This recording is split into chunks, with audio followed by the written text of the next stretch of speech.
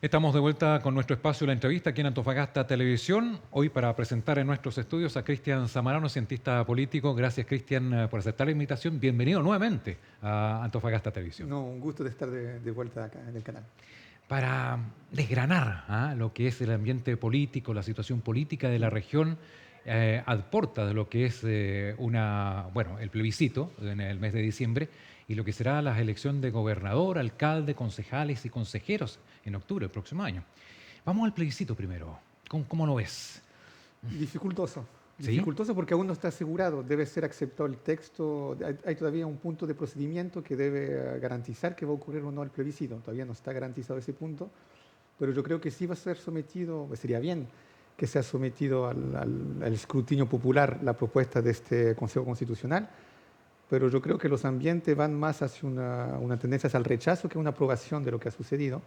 Y de algún modo yo creo que lo que caracteriza un poco lo que sucedió con este consejo Ujú. es un poco lo que también sucedió con la convención. Es decir, hay unos extremos que coaptaron, que se adueñaron del proceso, y yo creo que eso va a resultar por un rechazo por parte de la ciudadanía, porque básicamente el resultado no está a la altura de lo que realmente se esperaba desde un inicio. Claro, bueno, las encuestas hablan de que ya no es rechazo, se me fue la palabra, no es apruebo ni rechazo, es acepto, no. Desaprobación. Claro, pero las encuestas hablan que evidentemente se va a perder esta nueva Sí. opción.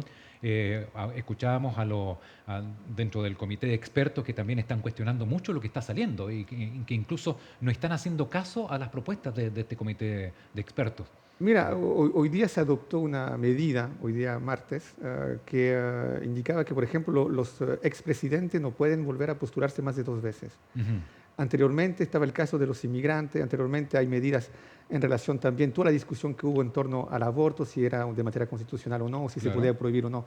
De entrada, desde la Carta Magna, el tema del aborto, o el asunto de todo el tema acerca de la mujer, tú te das cuenta que hay muchos tópicos de discusión que tienen que ver más con temas electorales de campaña Claro. que realmente con tema macro. Y no estamos hablando realmente de la estructura que debe otorgar una constitución, que sobre todo es el marco general. Ujú. ¿Cuál es la forma de Estado? ¿Cuál es el sistema de gobierno? ¿Cuál es su aproximación del sistema de salud? ¿Su aproximación de la entrega de derechos fundamentales? Y básicamente tú te puedes dar cuenta que a lo largo del desarrollo, del desempeño de la convención, como de este consejo, no se habló tanto de eso. Y esa es la columna vertebral, es la función primera de una Carta Magna, establecer un marco general. Estamos hablando de muchos puntos de detalles que en sí conciernen para mí desde un punto de vista político, más bien campañas electorales Claro. que estructuras estatales que corresponden justamente a la redacción de una Carta Magna. Lo que tenemos que votar el 17 de diciembre es a favor o en contra. Sí. ¿Ya? Es a favor o en contra. Es distinto a lo que fue en la primera oportunidad. Está en riesgo la permanencia, no, digamos no la permanencia, pero quizá el auge de los republicanos, si es que sale finalmente rechazo o en contra esta nueva propuesta de constitución. Absolutamente, absolutamente. Y detrás inclusive de ese rechazo o freno al auge de republicano está el freno al auge de la candidatura del José Antonio Casta a la presidencial. Y no es por nada que hace pocos días atrás Evelyn Matei salió a decir que ella votaría rechazo, que hay que Claro. rechazar la propuesta de los consejeros. Yo creo que acá sí, yo creo que hay un freno al auge de los republicanos porque básicamente el ambiente se fue, el ambiente nacional, ¿cómo decir?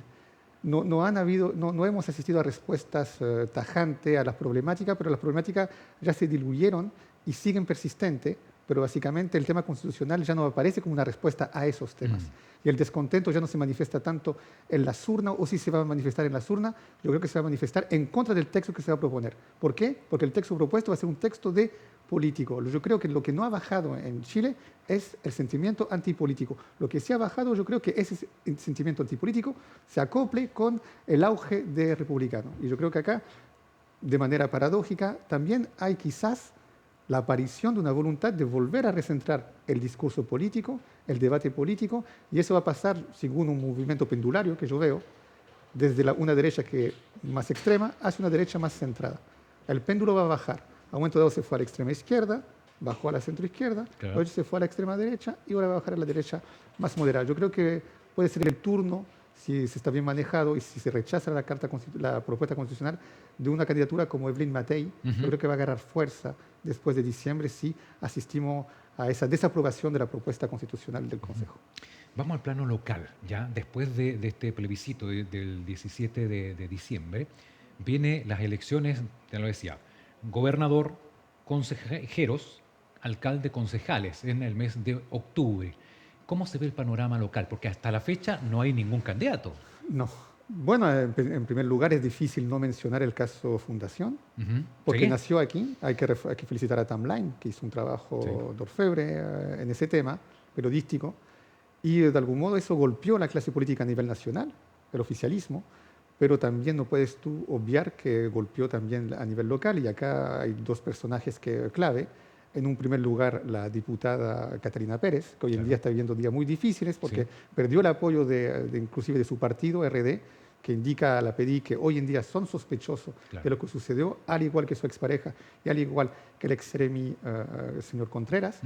Y por otro lado, Ricardo Díaz que se vio complicado en un grado menor, pero se vio complicado por el hecho de su relación que estableció con todo el caso de una fundación que financiaba, que no financiaba, y Procultura, y que al fin y al cabo tuvo que cortar el hilo con Claro. esa fundación, tomando totalmente a contrapié todo el relato que había instalado antes, con el famoso episodio de la cebolla, Sí. un poco caótico, torpe, y yo creo que quedó justamente, como se dice en francés, en porte-à-faux, quedó en una situación difícil por haber aplicado un relato y haber actuado de una manera totalmente contraria. Ujú. Aquí, sentado en en esa misma silla, Ricardo Díaz le decía al diputado Castro Sí, me acuerdo. que, que incluso le decía, demuéstreme que estoy equivocado, y hoy en día parece que las cosas se dieron vuelta. ¿Mm? Básicamente porque hay yo creo, una ola nacional y hay un encadenamiento de hecho que hizo insostenible su postura. Yo creo que a un momento dado, esto de los casos Fundación, se pensó que se iba a ahogar el mismo tema dentro de la institucionalidad y eso no fue así.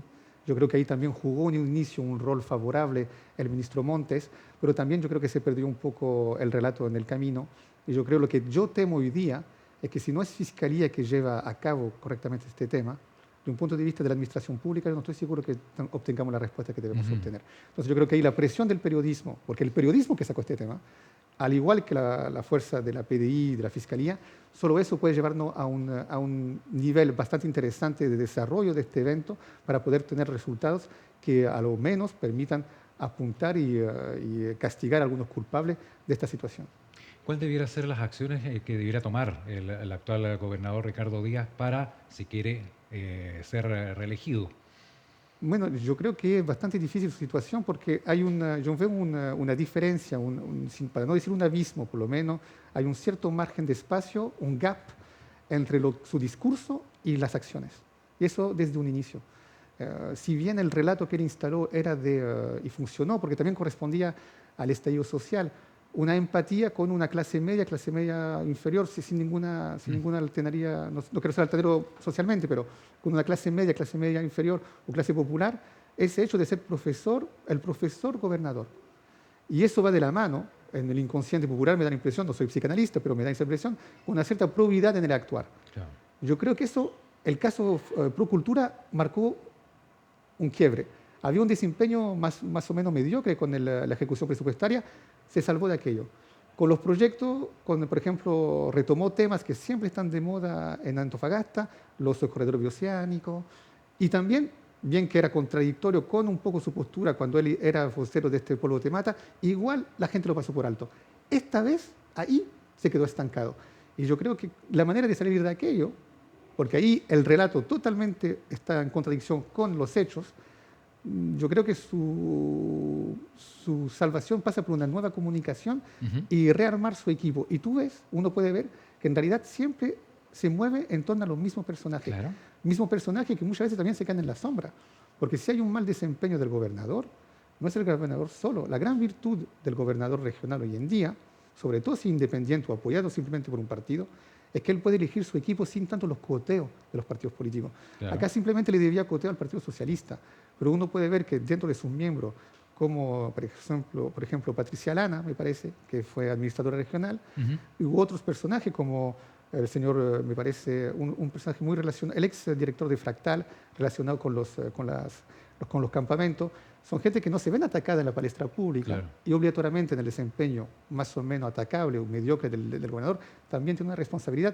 Quizás está muy concentrado en él la imagen del desempeño de su gobierno, quizás debería hacer intervenir otros personajes y aprovechar también por la misma oportunidad de rearmar un equipo. A propósito de equipo, precisamente este día aparece que hay un nuevo nombramiento, jefe de gabinete, la ex jefa de la División de Desarrollo Social, Licia Aravena, Sí, ¿ya?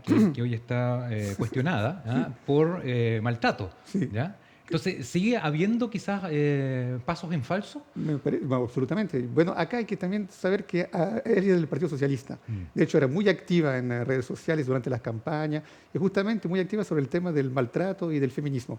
Sorpresivamente, aparentemente, tiene un problema en ese ámbito, en el desempeño de su trabajo. Ahí que es un gesto de solidaridad hacia ella, Ya. es un gesto de confianza. Estás en un problema, yo te pongo más cerca de mí.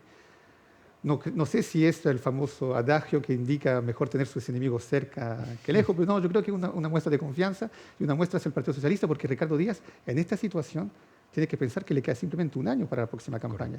Y acá hay una ministra que renunció de la región de minería, que puede ser perfectamente una candidata para gobernadora regional. Eso te iba a preguntar, ¿cuáles son los recambios? Yo creo que Marcelo Hernández es una opción, Ya. innegablemente, Sí. por dos razones. La primera, hoy en día, y que no suene machista ni misógino, ser mujer es un argumento político, porque hay toda una dialéctica, una semántica que se instaló de que, y que puede tener a veces aspectos reales, que la mujer hace política de otra manera. Ujú. Y que incluso hay estudios que indican que bajos los gobiernos de mujeres hay menos, la tasa de corrupción es mucho más baja. En ese sentido, ese es un argumento político. Segundo, si yo fuese del gran empresariado, si yo miro Antofagasta, no lo puedo dejar en el desorden que lo veo actualmente. Ni en la alcaldía, con mucho respeto, que me caiga bien o me caiga mal Jonathan Velázquez, pero la ciudad está como un poquito dejada, está absolutamente dejada, yo creo, y el gobierno regional no tiene un buen desempeño. Si nosotros, empresarios, gran capital, ve esa situación, quizás también me preocuparía para poner a alguien ahí Ujú. que sepa manejar un poco mejor y gestionar mejor eso, porque igual es una imagen de nuestra actividad económica. Y por ende yo creo que la señora Marcela Hernández tiene contacto con ese gran sector.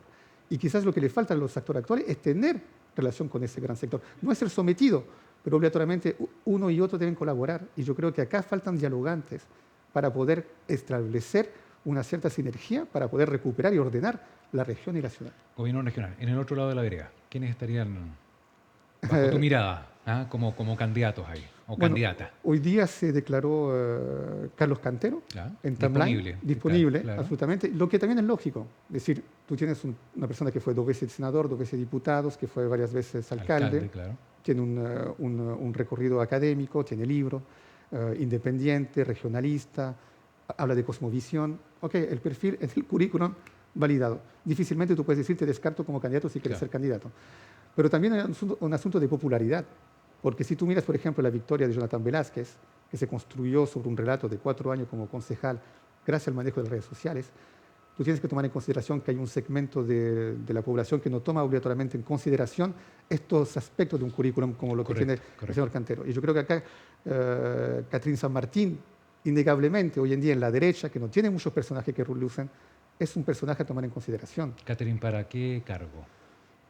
Bueno, ella debería decidirlo, pero yo creo que hoy en día podría acceder a cualquier candidatura. Bien. Ahora, hay un mecanismo también al interior de los partidos. Al interior de los partidos, todos la quieren ver como gobernadora, todos la quieren ver como diputada. Si va como diputada, no le va a quitar un cupo, por ejemplo, a un diputado ya en ejercicio como José Miguel Castro. Entonces, tú ves que es muy difícil. Los mecanismos no se acoplan tampoco con la realidad de la popularidad. Ella es cercana a Paulina Núñez.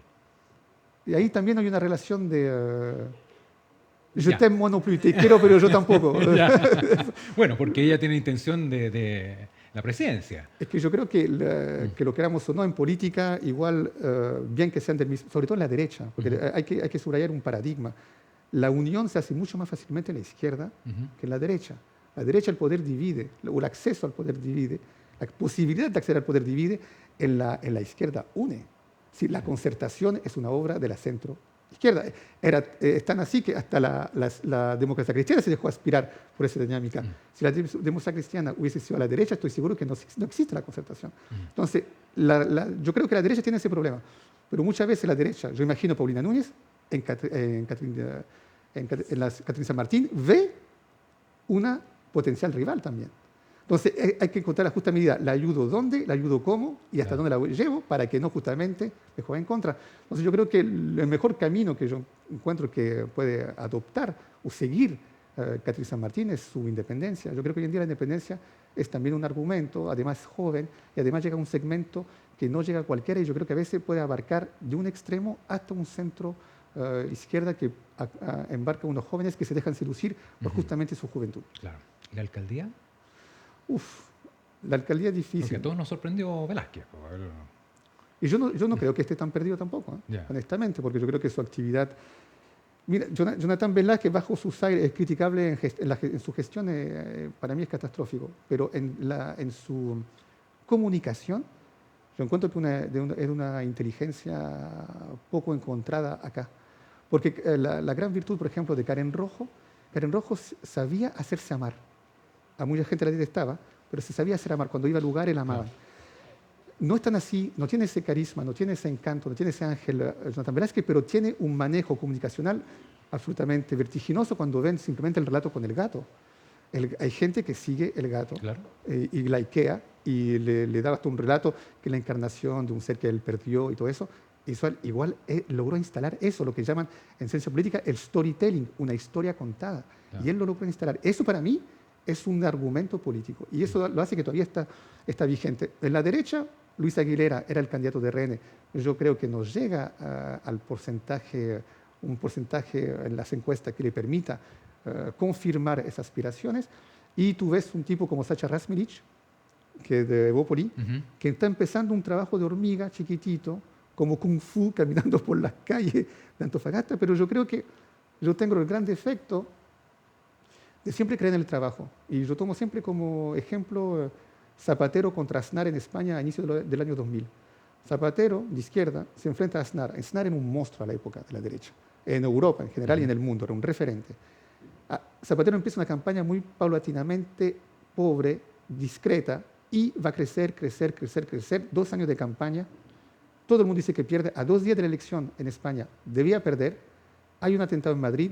Aznar se equivoca. Dice que era de los vascos, de los terroristas vascos, el atentado. En realidad eran de los islamistas musulmanes. Miente, lo pillan y gana Zapatero. ¿Por qué? Porque todo su trabajito de hormiga, por un evento, se vio recompensado. Yo creo que no hay que desestimar ese trabajo que está haciendo Sacha Rasmilic, porque en un momento dado puede cobrar un cierto valor en algunas circunstancias. Cristian Zamorano, se nos acaba el tiempo. Bueno, esto lo vamos a ir contando y desgranando todos los martes, porque yo quiero comentarles que a partir del próximo martes, Cristian Zamorano, que es columnista del Mostrador, columnista de CIPER y también columnista de Le Monde, allá en Francia. Sí, excepcionalmente una vez, sí. Vamos a tratar de volver. Vuelve a la pantalla Antofagasta Televisión y todos los martes te vamos a tener con tu espacio de desarrollo, de análisis político, tanto nacional como local. No, le agradezco la oportunidad de volver al canal. Así que trato hecho, los martes entonces tenemos en el noticiero junto a Cristian Zamorano. Por ahora, muchas gracias. Gracias. Nos acompañó Cristian Zamorano, cientista político. Siga junto a la programación de Antofagasta Televisión.